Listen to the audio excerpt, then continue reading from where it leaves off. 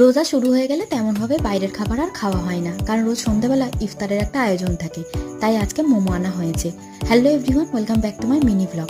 আর এদিকে তো সানায়ের দুষ্টুমি চলছে। আমার স্কুলের এক বান্ধবী প্রিয়াঙ্কা জানতে চেয়েছিল আমি কিভাবে ভাজা সিমাই বানাই। সামান্য কয়েকটা উপকরণ: গোটা গরম মশলা, তেজপাতা, চিনি, ঘি আর লাগবে সরু সিমাই। গ্যাসের মধ্যে কড়াইটা বসিয়ে দিয়ে কিছুটা পরিমাণ ঘি দিয়ে দিলাম, আর ভালোভাবে কড়াইয়ের মধ্যে ঘিটা নাড়াচাড়া করে নিয়ে এবার সরু সিমাইটা দিয়ে একদম ভালোভাবে ভাজা ভাজা করে নিচ্ছে ঘিয়ের ওপরে।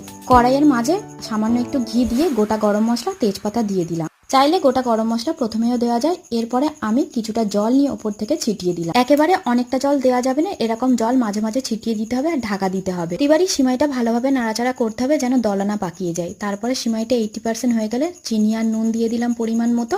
আবারও কিছুটা জল ছিটিয়ে দিয়ে ঢাকা দিয়ে দেব। একদম চিনিটা গলে গিয়েছে আর খুব ভালোভাবে সিমাইটা হয়েও গিয়েছে। পছন্দ মতো ড্রাই ফ্রুটস দিয়ে দিতে হবে। সিমাই তো রেডি, আর আজকের মতো এখানেই টাটা।